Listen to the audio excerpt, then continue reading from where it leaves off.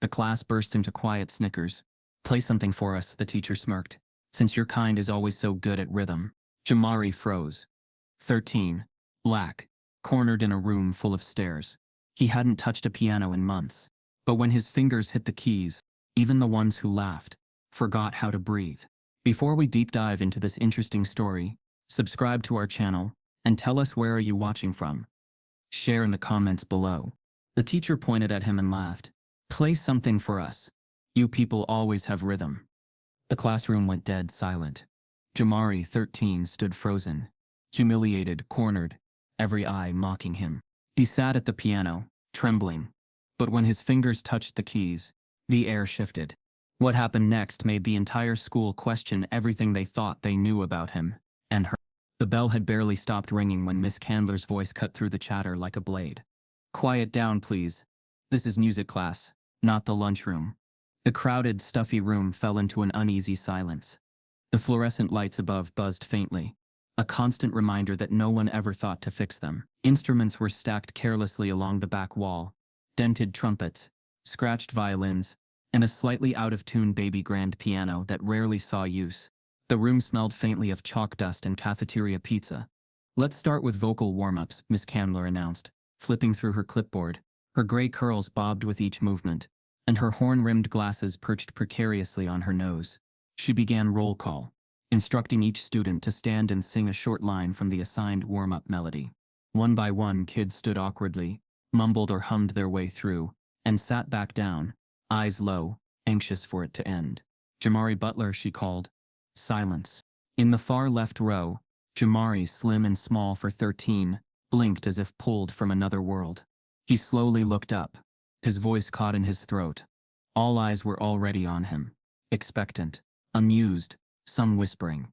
He hadn't spoken a word all semester, not voluntarily, just moved quietly, like a shadow no one cared to trace. "Jamari," Miss Candler said again, dragging his name like it tasted strange. "We're waiting."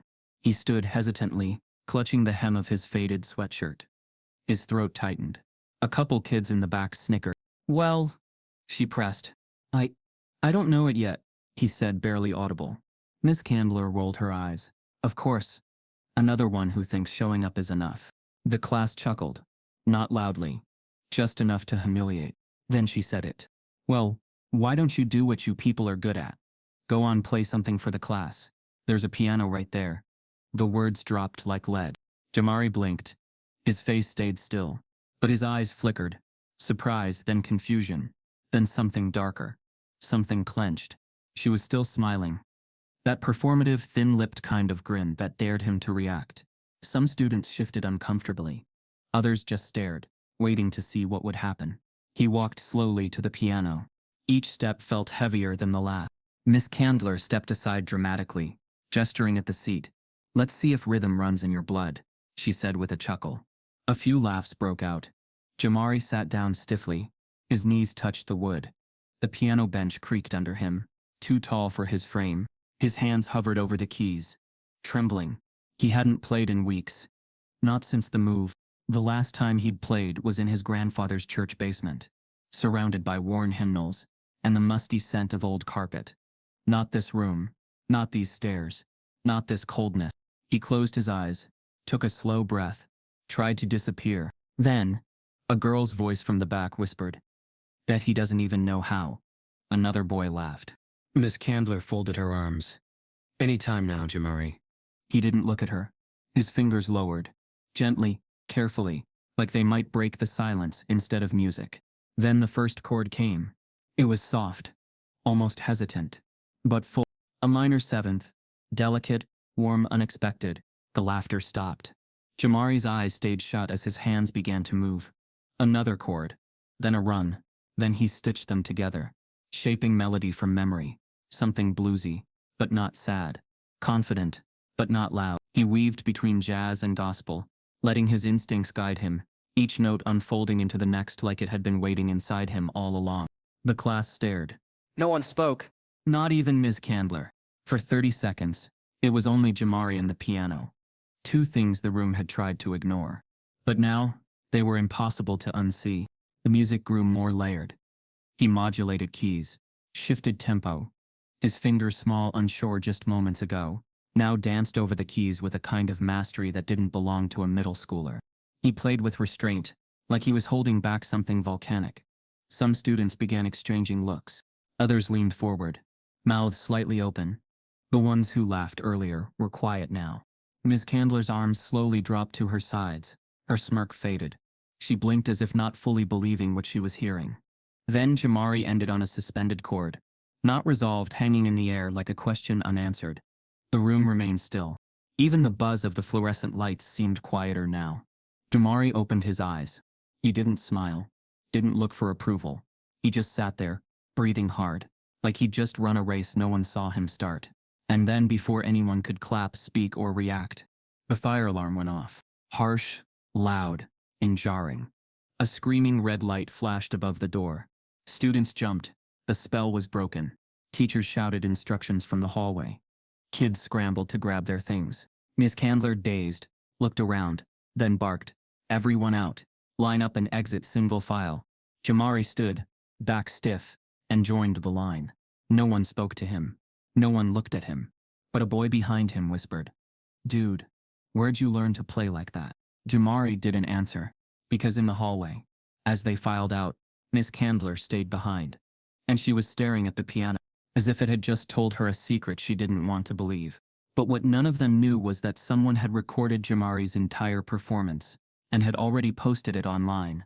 Jamari's fingers still felt the phantom of the keys, as he walked the hall after the fire drill. He hadn't touched a piano in nearly 2 months, hadn't planned to touch one that day. But something had spilled out of him. Something bigger than embarrassment. Bigger than Ms. Candler's smirk. He said nothing on the ride home. His mother, Denise, glanced at him once or twice in the rearview mirror, noticing how he chewed the inside of his cheek. That meant something was on his mind. But she didn't push. She'd learned long ago that Jamari's silences were never empty. They were processing time. And usually, after something had been carved too deep. Their new apartment in northern Georgia was quieter than the one they left behind in Atlanta. Cleaner. But sterile. No neighbors yelling at each other through thin walls. No gospel music drifting through cracked windows. Just silence and a hollow feeling, like they were borrowing someone else's life. Denise still remembered the day they left the city. She'd cried while packing the last of Jamari's things, standing in the center of their old 2-bedroom with its mismatched furniture and years of layered memories. Her promotion to full-time RN had come suddenly, an open slot at a suburban hospital, where diversity was a box checked during HR training, not something lived. The move was supposed to be better for Jamari. Clean slate, she called it. New school, new future. But no one told her clean slates came with invisible ink. Brookstone Middle School looked like a brochure, glass entryways, chrome stair rails, a digital message board outside flashing "Excellence begins here." It was 84% white, 11% Asian, and just under 3% black. Jamari had never walked into a classroom where he didn't recognize anyone. Not one face, not one voice that sounded like home. The first week, his teachers described him as shy but sweet. That changed by the third. Disengaged, lacks focus, doesn't participate. What they didn't see was how much he was absorbing. Every glance, every pause when he entered the room, every time someone clutched their bag a little tighter. He learned to listen in a way others didn't. He started eating lunch in the library, tucked behind the tall shelves near the reference books. It was quieter there. No one asked if he'd ever met a rapper in real life, or joked that he probably had basketball in his blood. Music class was the only space where he thought maybe he could breathe. But then came Miss Candler. She was the kind of teacher who used phrases like colorblind and post-racial society without irony. She kept a photo of her choir from 1982 on her desk and referred to it often, proudly pointing out the diversity of one black student in the third row. Every lesson was rigid, by the book, classical heavy. Emotion wasn't part of the curriculum. And yet from the first day, she seemed drawn to Jamari. Not with curiosity but suspicion. She stared too long when he didn't raise his hand, dismissed him faster than others, made jokes that never quite landed. After that humiliating day with the piano, Jamari had expected her to retaliate somehow. But Miss Candler said nothing, didn't acknowledge what he'd done, didn't mention the stunned silence that followed his performance. Instead, she called on other students, praised their mediocre renditions of pop songs, and made sure Jamari's name stayed off her radar. except for the occasional cutting remark just loud enough to land. He can play by ear, she said one morning, when another teacher asked about the viral clip. But he'll never make it far if he can't read music. The comment wasn't meant for Jamari, but she made sure he was standing close enough to hear. Denise noticed the shift too. Jamari had always been introverted, but now he was recoiling. Less music at home, less conversation, just long stares out the window and fingertips tapping silent melodies on the table. She brought up the piano once. "You thinking about playing again?" He shrugged. "There's no keyboard here." "I can get one." He shook his head. It wouldn't be the same, because the only place it had been the same was that church basement. That space, damp, warm, humming with old spirits, was where his grandfather, Reverend Alphonse, taught him not how to play, but how to feel. Reverend Evans never used terms like scales or cadence. He taught with stories, told Jamari, "The piano ain't just an instrument, son. It's a vessel. You play your burdens out through those keys." Jamari had spent hours there, playing hymns with eyes closed, fingers lost in reverence, playing blues when his father didn't call, playing gospel when his mother worked doubles. That piano had held his pain when no one else could. At Brookstone, nothing held him, until the whispers started. First, it was subtle. A girl at the water fountain paused and said, "You were the one playing." He nodded, unsure what she meant. Then a boy in the hallway fist bumped him and said, "Respect, bro." That was real. Jamari's heart beat faster, not with pride, but confusion. What had they seen? He found out during third period when a classmate slid their phone across the desk. It was a video, grainy, but clear enough. Him, at the piano, playing like he'd stepped out of a different world. The video ended right before the fire alarm, frozen on his face. Calm, intense, unaware. There were likes, comments, shares. Some praised him, others questioned if it was really him. One comment read, "She tried to clown him and he turned the whole room into a church." Another, "That's not talent you teach. That's God." His ears burned. He wanted to vanish. He hadn't asked for attention. He hadn't played to prove anything.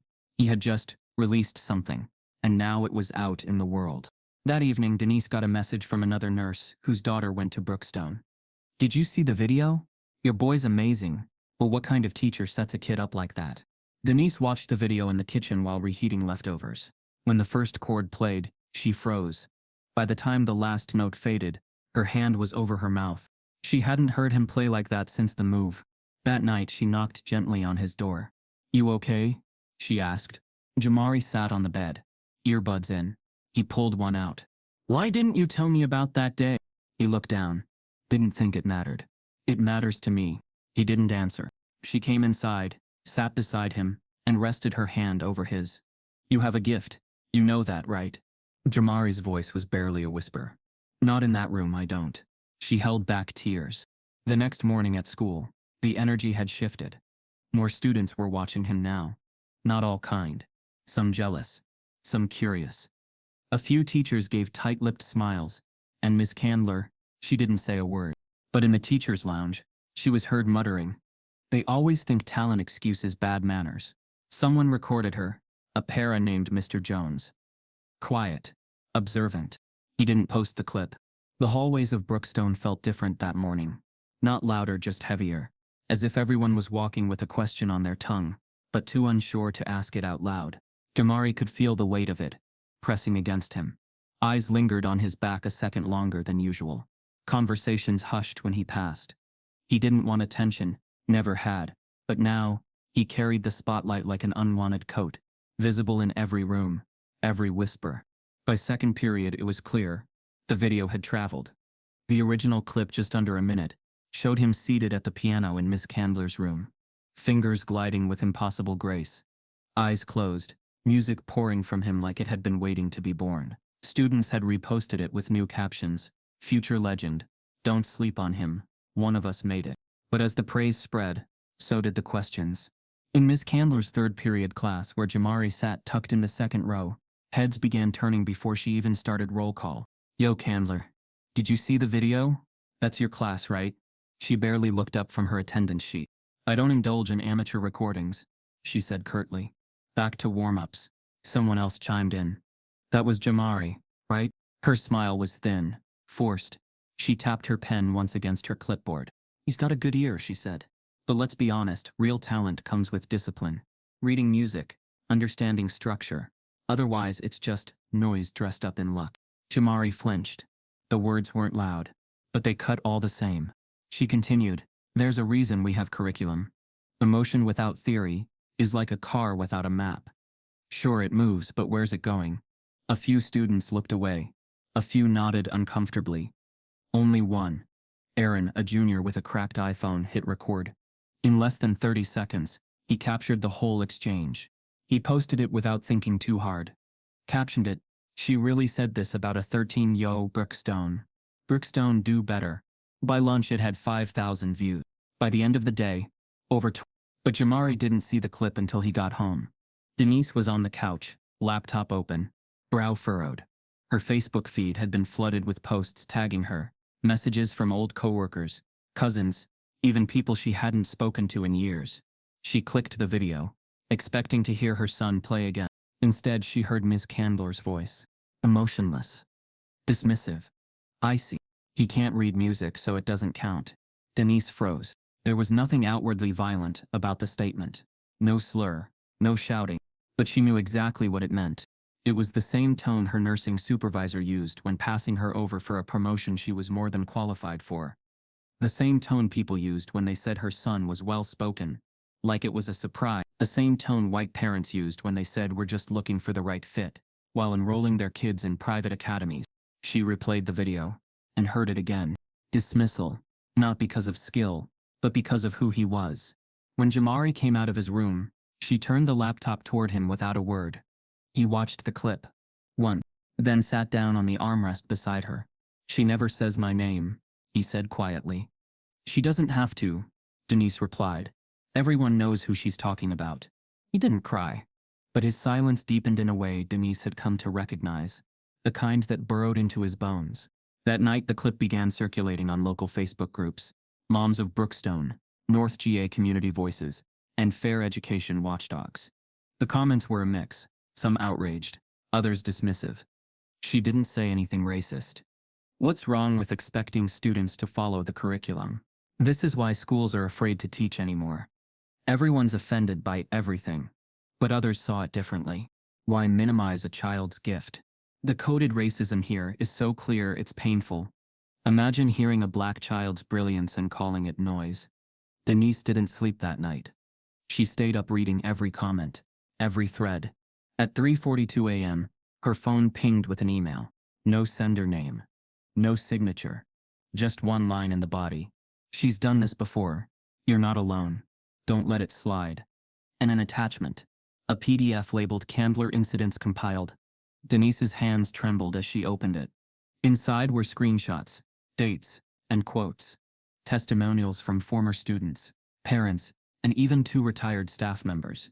Each recounting subtle, racially charged comments, unexplained grade drops, and moments of public shaming that mirrored Jamari's experience. Some as far back as 2. She leaned back, stunned. The next morning, she forwarded the file to the school district's Equity and Inclusion office. No message, just the attachment and the subject line. Pattern. At school, Jamari walked through the halls with headphones in, not listening to music, just using them as armor. As if they could block out the looks, the whispers, the way people now pointed or paused when he walked by. During 4th period, a girl passed him a sticky note. Your music gave me chills. Don't let her stop you. He folded it and slipped it into his pocket, without reacting. At the end of the day, Miss Candler acted as if everything were normal. As if the video hadn't been seen by half the town. As if her words hadn't become headlines. She stood by the piano during dismissal, and said with artificial warmth, next week we'll be starting a unit on reading chord progressions. For those who are serious about music. Jamari didn't look up. He didn't need to. She was talking to him. Again. That evening, the school board's inbox received an email from a parent who did not include their name. But their message was clear. How many more students have to be humiliated before you do something? This isn't about one boy. It's about a teacher who's been allowed to chip away at black children for over a decade. Fix it. Before we go public.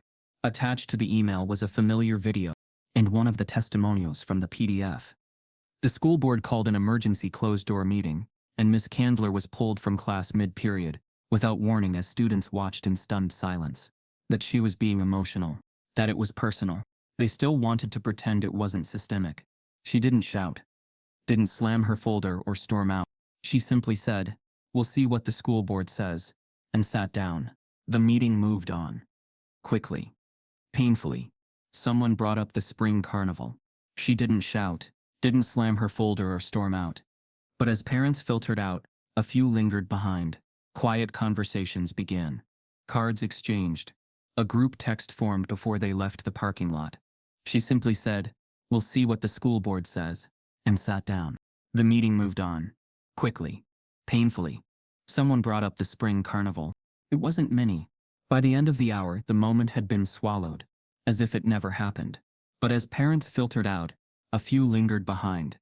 Quiet conversations began. Cards exchanged. A group text formed before they left the parking lot.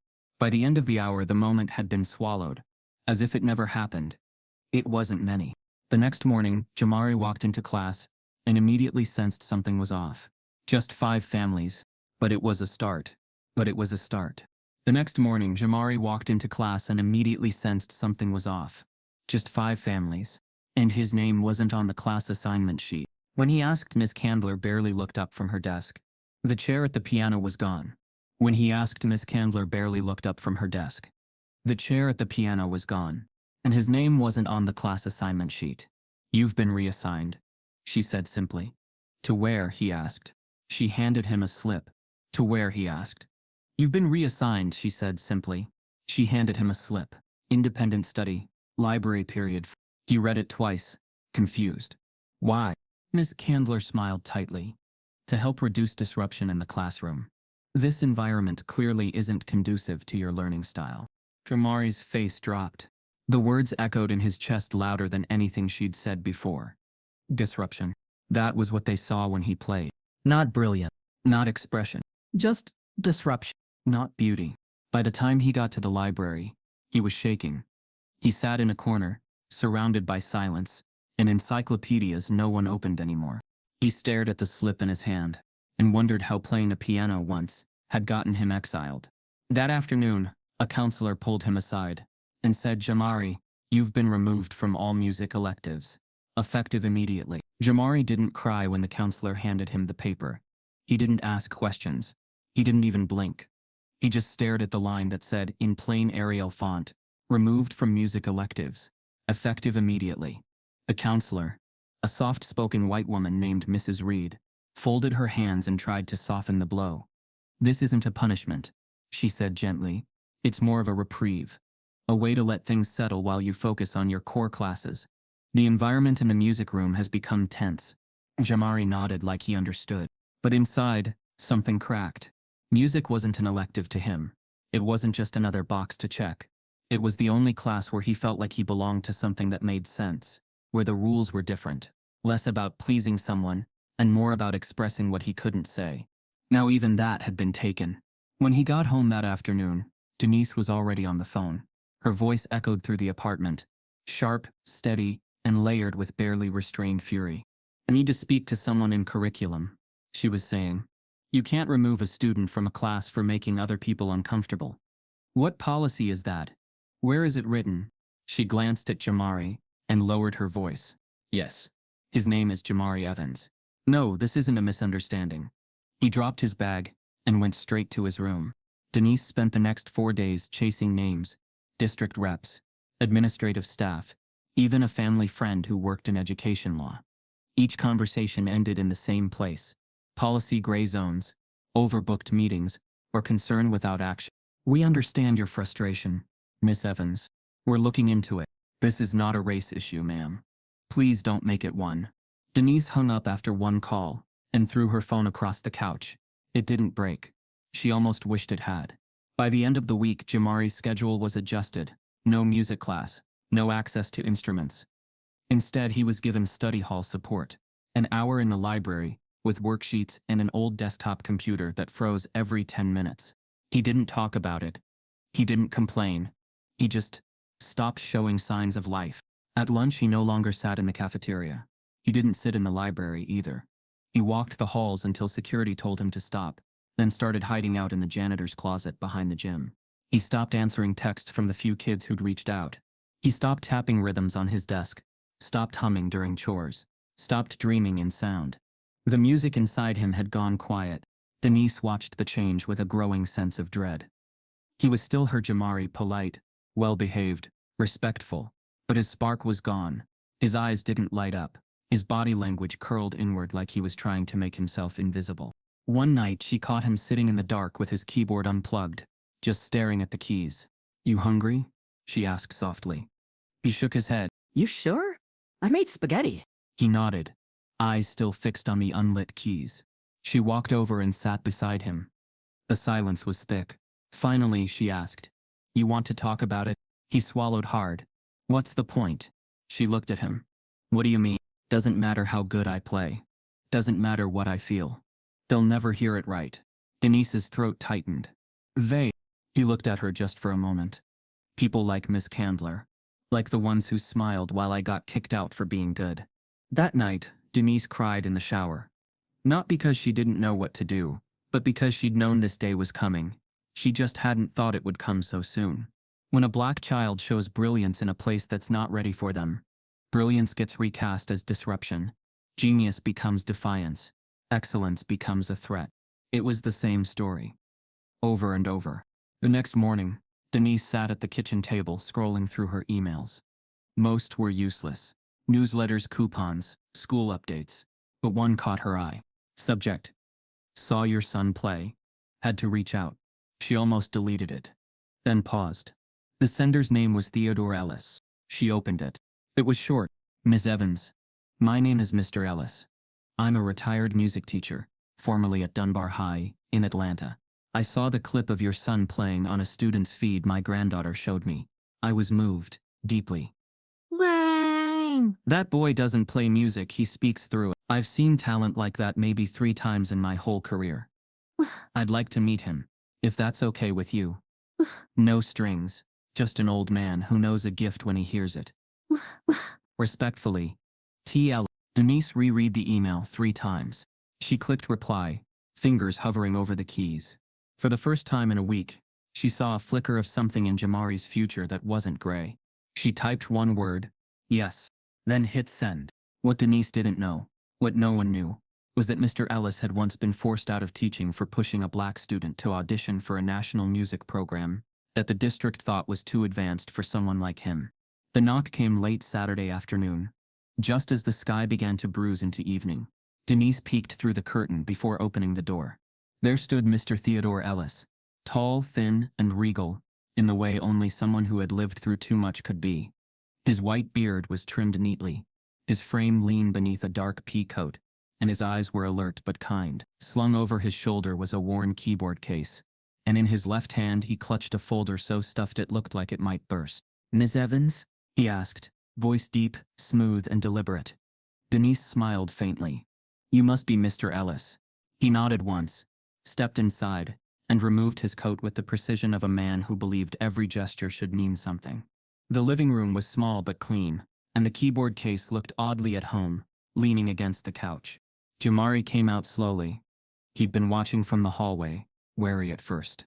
Mr. Ellis studied him, really looked, not like a principal trying to predict trouble, or a teacher measuring potential. He looked like someone recognizing something he'd seen before. "You must be Jamari," he said. Jamari nodded. "I heard you play." The boy shifted. It wasn't a performance. Mr. Ellis chuckled softly. "Exactly."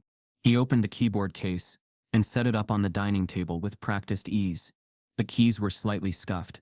A few bore small chips, but when he turned it on, it hummed like an old friend. "You mind playing a little for me?"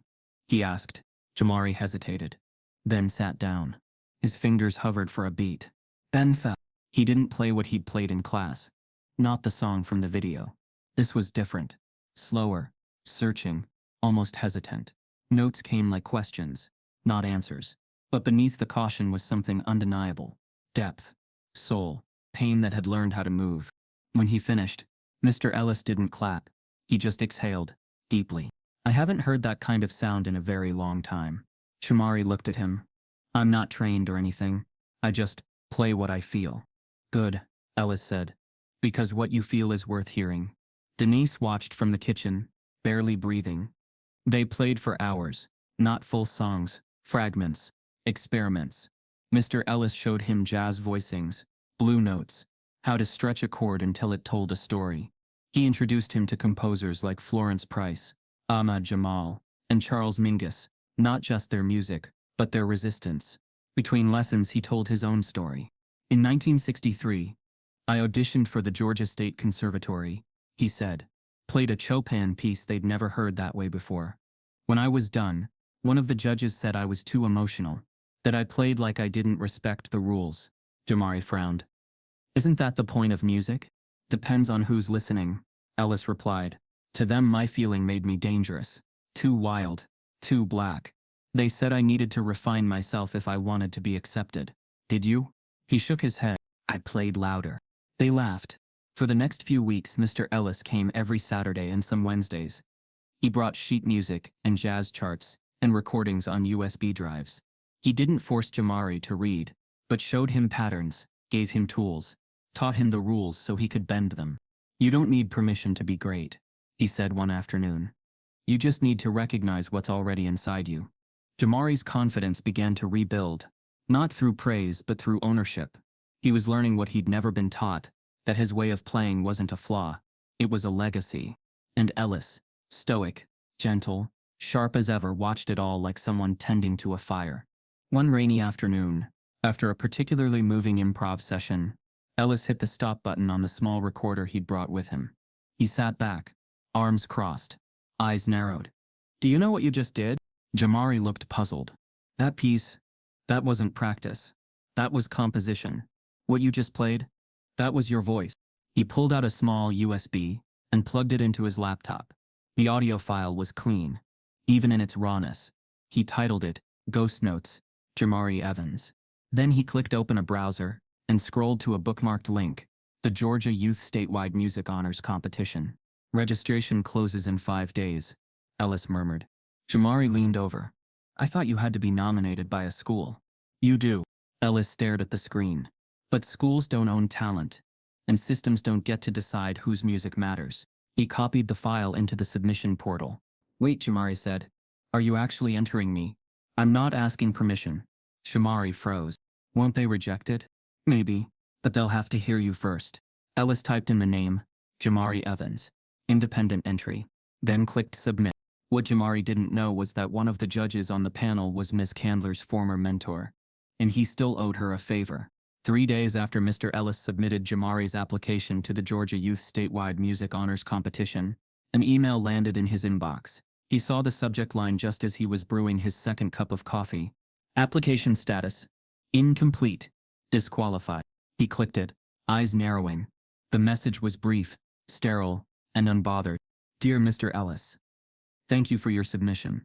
Unfortunately, we are unable to process the application for Jamari Evans due to incomplete documentation. As per competition policy, school endorsement letters and district music department signatures are required for eligibility. We regret to inform you the entry has been disqualified. We appreciate your understanding. Sincerely, Georgia Youth Music Committee. Mr. Ellis sat back in his chair, his jaw tightening. He'd read the fine print before submitting. Independent entries were permitted, though rarely accepted. Nowhere did it say the endorsement was non-negotiable. The form had allowed him to skip the school contact section entirely, but now the rejection had arrived cloaked in bureaucracy. He smelled it immediately, and it wasn't paper, it was fear, dressed as policy. He picked up the phone and dialed the committee's number, pressing 0 until he reached a receptionist.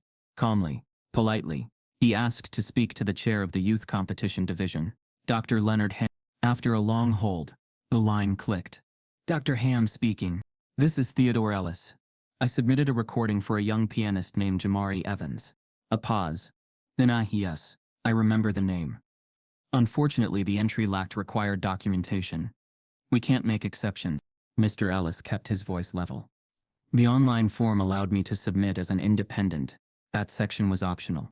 Well, yes, but independent entries still require academic verification, especially for minors. So you've changed the rules? Not changed, Ham replied. his tone icy and rehearsed. Clarified. Mr. Ellis leaned forward, as if Ham could feel the weight through the line. Tell me the truth, he said. Is this about the boy, or who recommended him? Another pause. Longer this time. I'm sorry, Ham said at last. The tone clipped. This conversation is over. Click. Mr. Ellis set the phone down slowly, his hand trembling slightly, not from rage but from the chill that came with déjà vu. He'd been here before. Different decade. Same song. Later that week, word of the rejection made its way through the Brookstone faculty lounge, where teachers leaned against vending machines and microwaved lean cuisines. Miss Candler, sipping from her Music is Life mug, smirked as she relayed the story to a small cluster of staff. Apparently that little prodigy of ours got rejected from some fancy competition, she said too loudly. Really? One of the newer teachers asked. I thought he was gifted. Oh, he's gifted at drama, Candler quipped. They sent in a video without school approval. Total overstep. Another teacher chuckled nervously. But he is talented, right? Candler rolled her eyes. Playing by ear isn't talent. It's luck. Besides, that boy's place is not on a stage. She sipped again, unaware that at the corner of the lounge, a custodian named Marlin, who usually kept his earbuds in, was watching silently. Today, the left earbud wasn't on, and his phone was on record, screen dimmed in his jacket pocket. He didn't say anything, just walked out. By that evening, the video had been uploaded anonymously to a Twitter account with the caption, Brookstone teacher on a black student, who played his soul out on piano. That boy's place is not on a stage. Still think this ain't about race. At first it trickled. Then it exploded. Retweets, quotes, threads dissecting every word. Black music educators from across the country weighed in. Artists, parents, students, activists. By midnight the video was on Instagram, TikTok, and Reddit. The comments were a storm. This is what gatekeeping looks like. She said it like she was talking about furniture, not a child. That boy is about to shine whether they like it or not. Put her on administrative leave immediately. Denise found out through a message from a cousin in New York. Girl, is this the teacher? You see this? She clicked the link, watched the clip 3 times, her jaw clenched with every play. Then she stood up, marched into Jamari's room, and showed him. He stared at the screen, quiet, processing. That's what she really thinks of me, he said. No, Denise replied. That's what she said about you. What she thinks runs even deeper. Mr. Ellis called later that night. I heard, he said. I'm sorry, Jamari. It's not your fault. It's not yours either. There was a silence. Then Ellis said, you want to play something? Jamari walked to the keyboard and sat down. His fingers rested on the keys, but didn't move. I don't feel like music tonight, he whispered. And Ellis, who had always encouraged, always pushed, simply said, then don't force it. Music doesn't come from anger. It comes when you're ready. Jamari nodded. Just once. But something inside him was shifting again. Not breaking. Forming. The next morning, an arts journalist from Atlanta Monthly emailed Denise asking for an interview because Jamari's name was suddenly being searched in national newsrooms. It started with a duet. A girl in Florida, 15, with long box braids and a keyboard in her bedroom, synced her playing to Jamari's viral clip. She didn't speak, didn't caption it with outrage or hashtags. She just added harmony. It spread like fire. By the end of the day, over 100 similar duets had surfaced on TikTok and Instagram. Teenagers from Chicago, Baltimore, Oakland, Houston, black, brown, white, all layering their melodies on top of Jamari's soul-soaked original. Some used violins, others added vocals. One boy looped it into a lo-fi beat. The sound became a movement, and with it, a hashtag began to rise. Let Jamari play. At first it was a protest against a school system that silenced him, against a teacher who dismissed him, against an institution that dared to shrink his worth. Then, it became something else. A celebration. Kids started tagging his name in their bios. Artists reposted his clip with fire emojis and stunned captions. Music teachers shared it as a case study in raw genius. The comments were flooded with admiration, heartbreak, and rage. He played with more soul than half the conservatory students I know. Reminds me of when I wasn't allowed in AP music, because I lacked formal training. This is the story of every black kid who wasn't polished enough for their gatekeepers. Meanwhile, at Brookstone Middle School, chaos unfolded behind the scenes. Emails poured in, Phone lines jammed. Parents called demanding answers. Students whispered in the halls. Miss Candler, once untouchable, was called into the principal's office that Monday morning.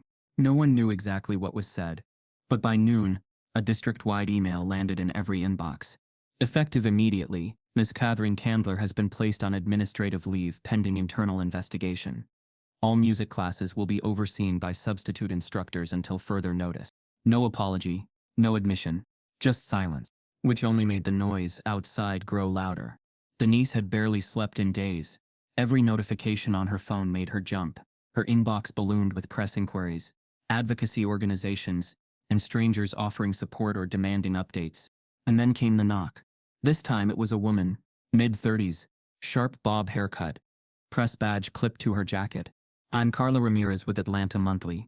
We'd love to talk if you're open to it. Denise hesitated. We're not TMZ, Carla added gently.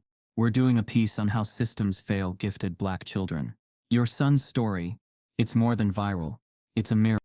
Denise nodded slowly. She invited Carla in. The interview wasn't flashy. No cameras, just a recorder and a notepad. Carla asked thoughtful questions. She didn't fish for drama.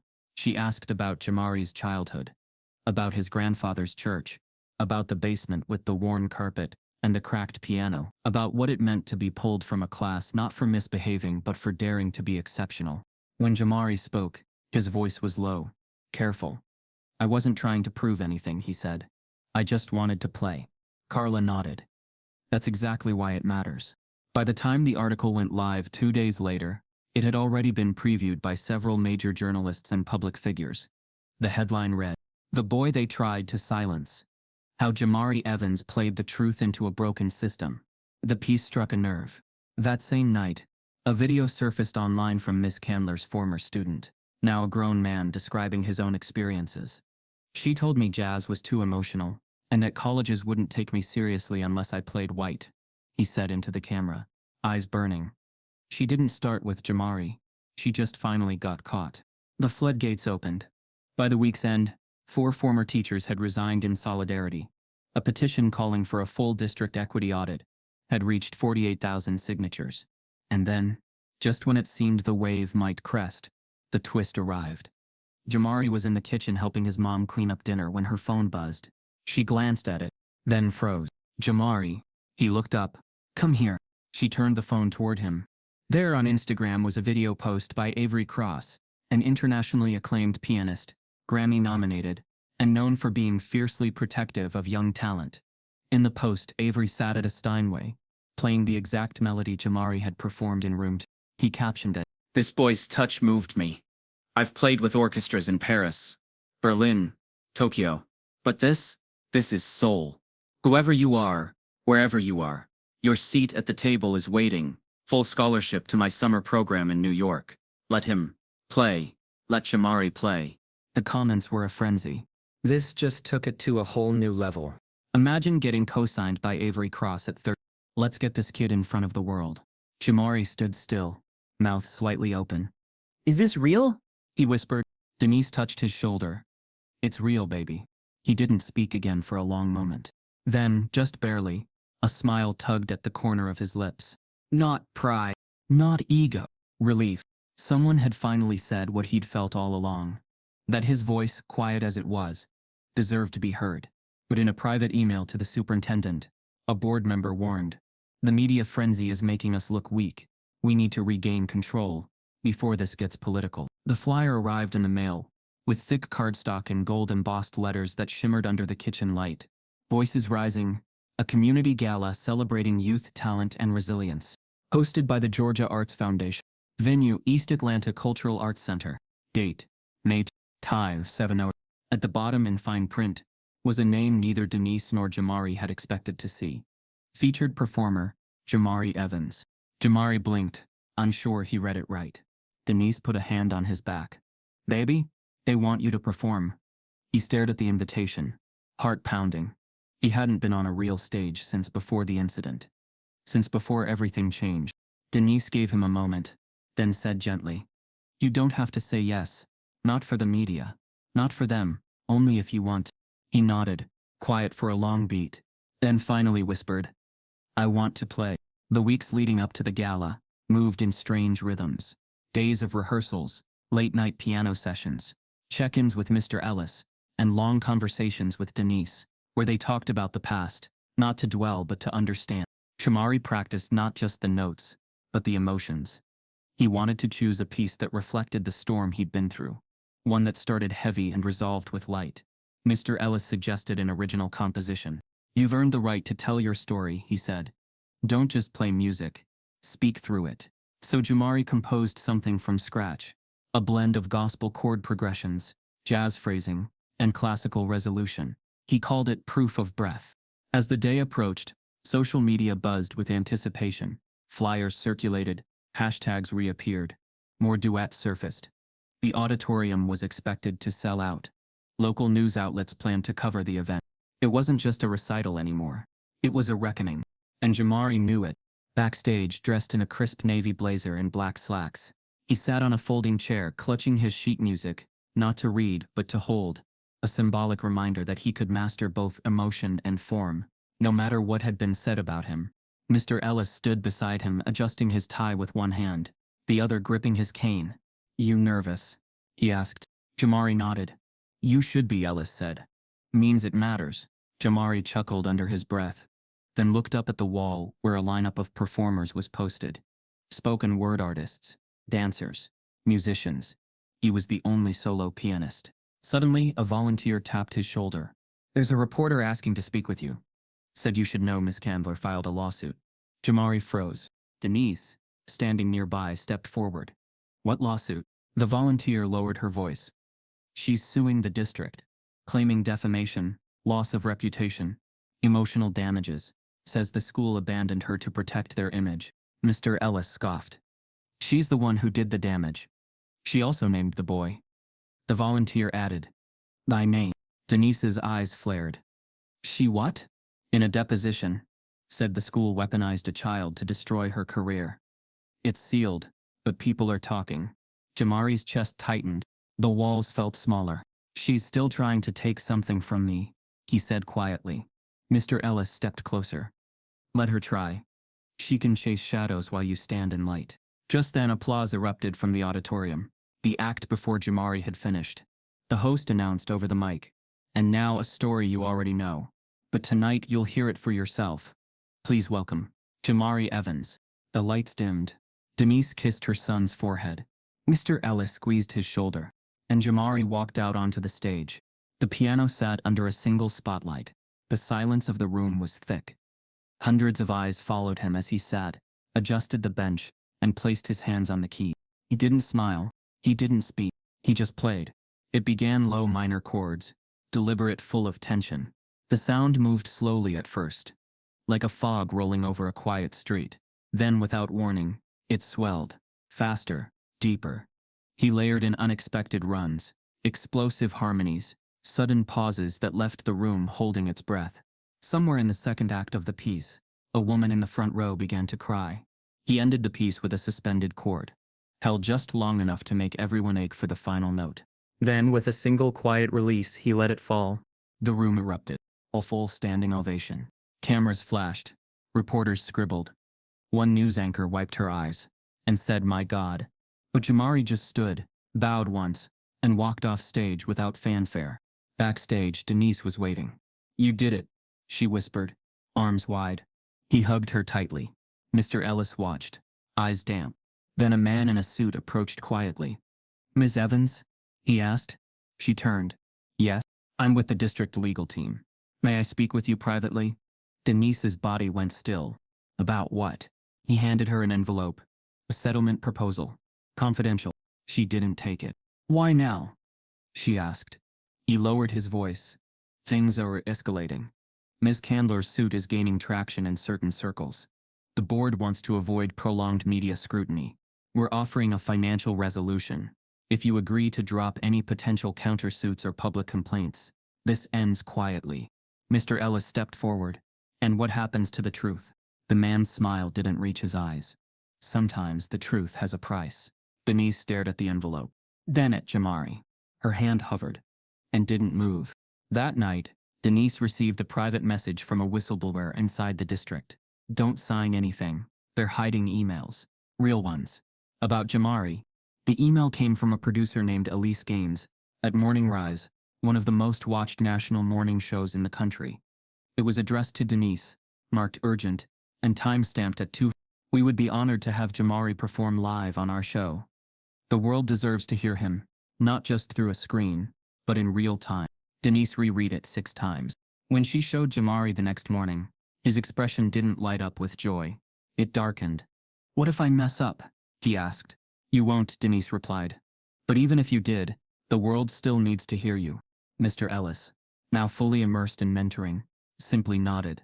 "This is the moment you've been preparing for, even before you knew it." They flew to New York 3 days later. Jamari had never been on a plane before.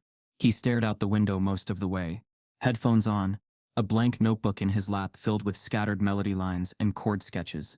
He didn't sleep. In the green room of the Morning Rise studio, everything smelled like hairspray and nervous ambition. Makeup artists moved quickly. Stagehands whispered over earpieces. Monitors flashed with live feeds and countdowns. Jamari sat still in his chair, hands folded in his lap, eyes fixed on the floor. "Elise," the producer knelt in front of him.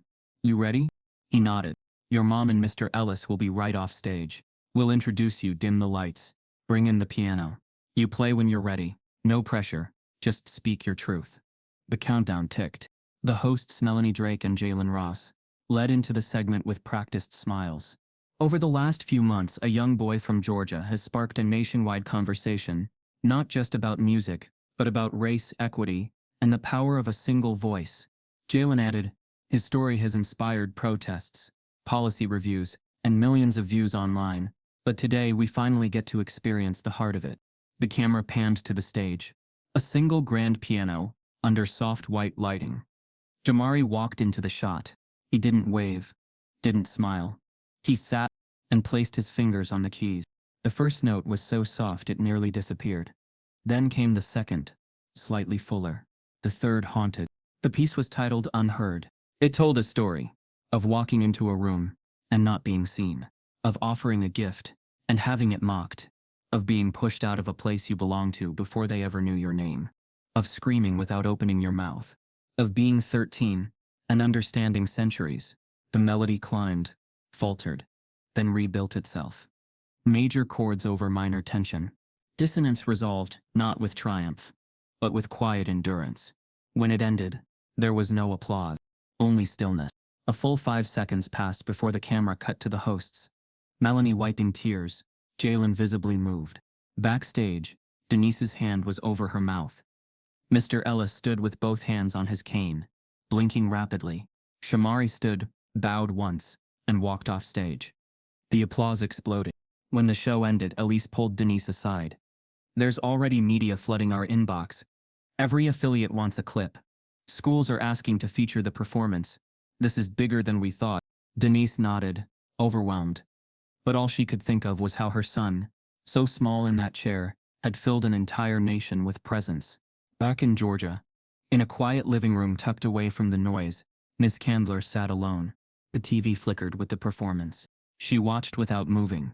The same fingers she once mocked now danced with precision and power across a piano broadcast into millions of homes.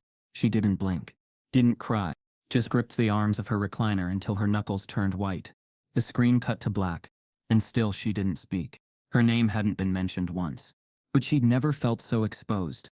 The next day, as media flooded the school district's inbox, a press secretary handed the superintendent a sealed envelope. Inside, a memo from the Georgia State Board of Education. Subject: formal inquiry into Brookstone School District. Request for full compliance. The letter detailed a directive for a comprehensive investigation, spanning 10 years of faculty evaluations, student complaints, disciplinary records, and administrative decisions. It cited ongoing concerns regarding racial bias, discriminatory practices, and systemic inequities affecting Black students. At the bottom, underlined in bold, failure to comply will result in state intervention and immediate review of leadership positions. The superintendent paled. He turned to his legal counsel. "We need to get ahead of this," he whispered. But it was already too late. The state was watching. The nation was listening. And Jamari? He was finally being heard. As the inquiry begins, Investigators uncover a sealed recommendation letter, failed years earlier by Miss Candler, labeling another black student as uncooperative and unsuited for classical instruction. The student's name, Ellis Theodore. The folder was thick, not tabbed or labeled, but dense, dozens of printed emails, some with highlighted subject lines. Denise stared at it on the table like it might grow teeth. No name, no return address, just a simple note paper clipped to the front. They've always known. Now you do too. Inside were email chains between district officials, school administrators, and even communications officers. Some dated back months, others years, all revolving around the same topic: racial complaints filed against faculty. Jamari's name appeared on 6 pages. One thread, sent just after the viral clip spread online, read, "We need to minimize the perception this is race-related. Narrative control is critical. Director of Public Affairs." Another included a warning from an internal evaluator about Ms. Candler's pattern of differential treatment towards students of color, followed by a reply from a principal that simply said, "Noted, but she's tenure protected. Let's monitor quietly." The truth hit like a slap. They hadn't been negligent. They'd been strategic. Denise scanned every page, her hands trembling. Each email was a breadcrumb, leading to the rot hiding beneath the school's polished surface. Within hours, she forwarded them all to a civil rights attorney she'd been speaking with quietly for weeks. And then she called Carla Ramirez at Atlanta Monthly. "No more filters," she said. "I'm ready." The next issue hit stands with a new cover. "Beyond One Piano, What Brookstone Knew and Ignored." Subheadline: An exclusive investigation into institutional silence. Inside, the emails were printed in full. Legal names redacted, but enough context left in to paint the full picture. The piece was damning. Local outlets picked it up. Talk radio stations debated it. News segments began calling it the Jamari scandal. But with attention came backlash. On WGRX News, a conservative-leaning anchor led a segment titled, "Racism or Overreaction? The Brookstone Controversy." A panel of commentators, none of whom were black, debated whether Jamari had been unfairly boosted by online hysteria. "He's clearly talented," one guest said, "but this idea that every disciplinary action is rooted in racism, it's exhausting." Another chimed in, "Schools are scared to enforce any structure now. All it takes is one emotional clip, and everyone panics." Meanwhile, community forums ignited. On Facebook, "Why is this one kid being treated like a martyr? Teachers can't say anything anymore without getting sued. Candler gave 30 years, and now she's canceled because of one video?" But for every dismissive voice, there were 5 who fought back. "You're missing the point," one comment read. "It's not about one video, it's about a kid being targeted for daring to shine." Others posted screenshots of Ms. Candler's past quotes, comments made in yearbooks, on archived school newsletters, even in PTA meetings, now reframed in a new light. "I always say, music has no color, but let's be real, some rhythms aren't natural for everyone. I love our diversity. It's great to expose our kids to different styles." Those lines, once brushed off, now resurfaced as artifacts of something deeper. Coded racism that had lived unchecked. Mr. Ellis, who had remained largely in the background, decided it was time to speak. He sat for a televised interview with WXTV, and when asked why he'd supported Jamari so fiercely, "Because I've seen what happens when we don't, when we wait for the right moment, or the perfect evidence. I was silenced once. I won't let it happen again, not while I still have breath." The impact rippled. Within 48 hours, civil rights groups, including the Southern Justice Initiative and the Georgia Alliance for Educational Equity, issued a joint statement calling for an independent investigation into Brookstone School District. It read, "This isn't about one teacher. It's about a system that protected her. The documented suppression of student voice, particularly that of black youth, demands immediate inquiry." Parents of current and former students began organizing town halls. Black alumni returned to share their stories. An online form collecting testimony flooded with hundreds of anonymous entries. One former student wrote, "I was told my playing was too gospel for winter recitals. I stopped playing completely after that." Another, "I was accepted into 2 music programs, but my recommendation letter from Ms. Candler said I lacked professional polish. My white classmate got glowing praise, and we played the same set." The school board scrambled. A press release was issued the next morning. "Brookstone Schools acknowledges the recent public concern. We are committed to equity, transparency, and growth. We have commissioned an external review to examine all past and current practices involving student discipline and academic tracking. But the damage was already done. Parents protested outside the district office. Teachers divided internally, some expressing support for change, others digging in defensively. Inside Brookstone Middle, the atmosphere was thick with unease. Jamari still walked the halls, but students now parted like water when he passed. Not out of fear, but reverence, like they knew he wasn't just a student anymore. He was the match that lit the fire. Denise stood firm, refused interviews with hostile networks, accepted calls from mothers across the state, showed up at every community meeting. She wasn't a nurse right now. She was a movement. And then another shock arrived. The governor's office, silent for weeks, released a public statement.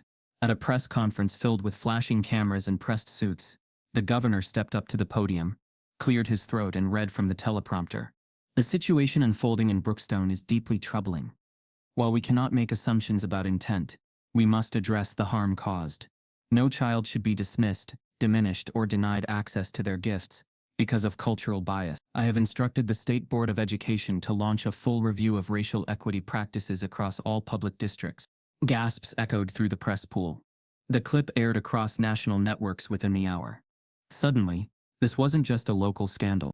It was a national conversation. Behind closed doors, a powerful school board member sent a message to a legal advisor. If this review uncovers what I think it will, we're going to need a scapegoat, and fast. The inquiry stretched for 6 weeks. Investigators combed through thousands of documents, staff evaluations, disciplinary records, gifted and talented program applications, teacher recommendation letters. What they uncovered wasn't overt. It wasn't a headline-grabbing scandal. It was worse. It was quiet. Calculated. Chronic. The report, released publicly under the title Invisible Gates, Equity Failures in Brookstone School District, detailed a decade-long pattern of racial imbalance. Black students were nearly 40% less likely to be referred to honors or advanced programs. They were twice as likely to be suspended for subjective offenses. Disrespect, non-compliance, attitude. Emails showed internal discussions discouraging minority student nominations for public performances, citing behavioral unpredictability or lack of polish. Multiple complaints had been filed against specific staff. Very few had been escalated. Most were quietly closed with notes like, handled internally, or discussed with teacher, no further action necessary. And then came the name, Candler, Catherine, mentioned in 13 separate incidents. Only 2 were ever formally documented. The most damning? A sealed 1984 letter from her time at another school, dismissed due to her tenure, where she recommended a student named Theodore Ellis be removed from consideration for a conservatory scholarship. Her reasoning: he exhibits expressive tendencies that may be mistaken for rebellion, unsuited for classical environments, would benefit from vocational arts instead. The name wasn't lost on anyone. When confronted with the report, Mr. Ellis didn't speak for a full minute. He just sat on the edge of his couch, eyes fixed on the printed copy. "That's why I never got a reply," he finally whispered. Denise sat beside him. "You never knew?" He shook his head slowly. "I thought maybe I wasn't what they were looking for. I stopped applying after that." He didn't cry, but something inside him dimmed, like a cord held too long. "I spent my whole life helping kids like Jamari," he said quietly, "because I thought I was the exception. Turns out I was just the first one they locked out." Denise reached over, gently squeezed his hand. "You lit the fire anyway." Meanwhile, Jamari's story continued to ignite others. Students began coming forward, some publicly, some anonymously. A Latino boy shared how he was steered away from music and into woodshop despite his perfect pitch. A South Asian girl revealed that when she brought her violin to school for show and tell, a teacher told her to try something less ethnic next time. Another Black student described how she'd been removed from the spring play after being labeled too emotional. The stories poured out like a flood. The district, under pressure from the state, announced sweeping changes: mandatory bias training, new equity officers, a complete review of arts program and missions. For the first time, the gifted referral system would allow parent and student self-nominations. But not everyone welcomed the reckoning. Letters to the editor flooded local papers. Some parents argued the changes were politically driven. Others claimed they undermined teacher authority. And Ms. Candler? Her teaching license was suspended indefinitely following the release of the inquiry. The official statement cited persistent patterns of exclusionary behavior inconsistent with public education ethics. But when a local reporter asked if she'd issue a public apology, she declined. I stand by my teaching. I gave decades to those classrooms. My words were mischaracterized by an emotional public looking for someone to crucify. She vanished from public view after that. But not from the narrative. Her absence became a symbol of the systems that erased themselves after doing the damage. Jamari never asked for her apology. He didn't need it, because something bigger had happened. He had changed the room, and this time, the room couldn't change back. As summer approached, Jamari returned to playing, not for cameras, not for hashtags, but for healing. He played late into the evenings, played for the kids who couldn't speak, played for Mr. Ellis, who now sat silently in the corner, eyes closed, letting the notes do what words never could. One night, Denise walked into his room with an envelope. "There's something for you," she said. He opened it slowly. At the top, Berkeley City Music Program, Summer 2026 Full Residential Scholarship, recipient. He read it 3 times, then looked up, eyes wide. "They picked me?" Denise smiled. "They didn't just pick you, they invited you." The letter detailed a 6-week immersive program in Boston, masterclasses, ensemble performance, one-on-one mentorship with leading jazz and classical instructors. All expenses covered. Jamari sat back, speechless. "You going?" Denise asked. He nodded, tears forming. "Only if I can bring my voice." "You already did," she said softly. "Now it's time to let it echo." On the day he packs for Berkeley, Jamari finds a handwritten note, slipped into his suitcase, unsigned, but familiar. "You gave me back my music. Now go take yours further than I ever could." The envelope came in spring. No return address, no stamps, just hand-delivered, tucked gently into the mailbox like it belonged there. Denise brought it inside, turned it over once, then placed it on Jamari's desk without saying a word. He knew before he even opened it. The handwriting was unmistakable, sharp but slow, the way people write when they're used to being precise, when they measure every syllable like it might be misunderstood. Inside was a single page. The paper smelled faintly of lavender and dust. The ink had smudged slightly at the corners. "Jamari, I was wrong. I didn't just fail you. I failed myself. I confused control with care, discipline with fairness. You reminded me too late that brilliance doesn't come in one language, and that sometimes silence is louder than any applause. You changed me, and though I no longer deserve a place in the room, I wanted you to know. I see you now. No excuses, no defense, just remorse." K. Candle. Jamari folded the letter carefully and slipped it into the back of his music journal. He never replied. Some things didn't require words. Some notes, when struck hard enough, continued to echo without needing to be repeated. That summer, Mr. Ellis grew quieter. He still came to listen when Jamari played, still offered feedback with that half smile and raised brow. But some days he arrived late. Other days, not at all. The cane became a walker.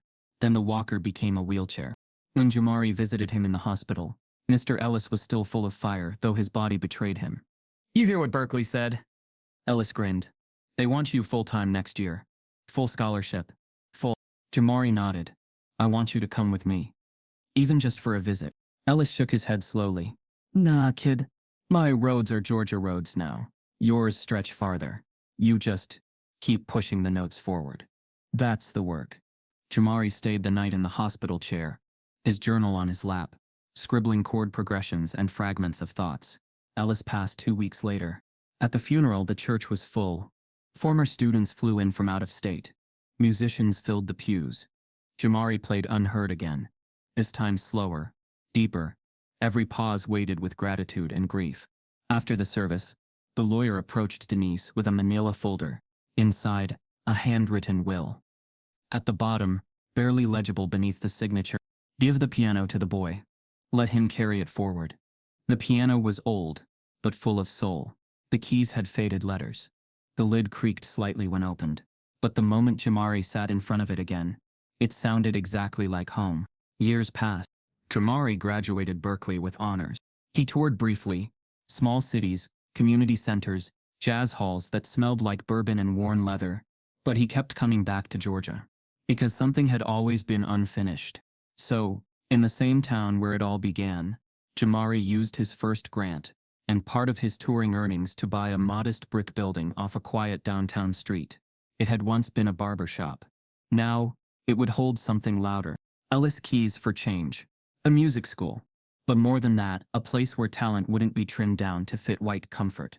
Where creativity wasn't judged by reading level, and where no student would ever be told they didn't belong. The first day it opened, Denise stood beside the front window, blinking through tears. Your granddaddy would have called this a sanctuary, she said. Jamari smiled. So do I. In the lobby, framed above the piano, Ellis left him, was a single quote. No plaque, no name. Just 6 words, bold and honest. Let the boy play. Students of all ages came. Kids who never auditioned anywhere before. Teens who thought their sound wasn't professional enough. Adults who'd been told it was too late. And every day Jamari reminded them, music isn't about perfection. It's about permission. One afternoon, as the sun spilled through the front windows, a young girl, 10, wiry, unsure, sat at the keyboard hesitantly. I don't know how, she said. Jamari knelt beside her, tapped a single note, and said, then let's find out.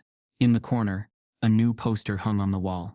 It showed Jamari at age 13, nervous, small, seated at the piano in that old music room before everything changed.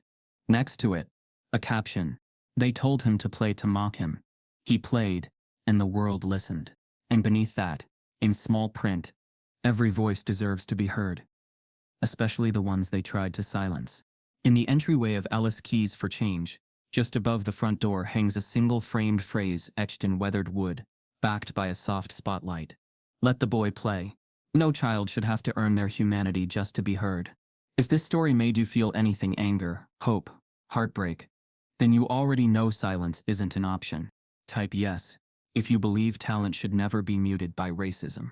Subscribe if this broke your heart, and you know stories like Jamari's must be told. The banner above the entrance read, Brookstone Community Arts Night, where every voice matters. It was the same auditorium. Same worn wooden stage. Same spotlights that once felt like interrogation lamps. But everything else had changed. The air felt different, charged, but warm. The crowd buzzed with expectation, not suspicion. Posters lined the hallway walls, featuring smiling students from all grades. Among them was a large black and white photo of Jamari, mid-performance, hands over the keys, eyes closed. He had grown taller, broader in the shoulders, but still quiet, still soft-spoken. His hair was longer now, curls just brushing the collar of his blazer. He moved through the backstage area with calm focus, nodding at students, sharing inside jokes with kids who a year ago didn't even know his name. Some had been the same ones who once laughed under their breath. Now they followed his lead. The school had undergone a metamorphosis. It wasn't perfect, but it was trying. Miss Candler was no longer a part of it. The music department was now led by a young black woman named Amina Lake, fresh out of Juilliard. The PTA had added new members from a broader spectrum of voices. The district had passed a policy mandating racial equity audits every semester. And Jamari? He had become the soul of it all. Tonight he would headline the final act, an original composition performed with a student ensemble, made up of kids from every background, age, and skill level. Jamari had hand-selected them, rehearsed with them, told each one, you don't have to be perfect, you just have to mean it. Backstage, Denise stood just out of sight, arms crossed, heart pounding harder than it had even during his Morning Rise debut. There was something heavier about returning to the place where it all began. The ghosts were still here, but now they were being exorcised by joy. Principal Altman stepped on stage to welcome the audience. He was still in his role, though stripped of his former infallibility. The investigation had forced him into humility. Tonight, he didn't speak like a man in power. He spoke like one grateful to still be invited to the table. This auditorium once held a silence we didn't want to admit, he said. Tonight we fill it with sound. With truth. With what we missed the first time. Polite applause. Then the lights dimmed. Jamari walked out. A single spotlight bathed him in gold.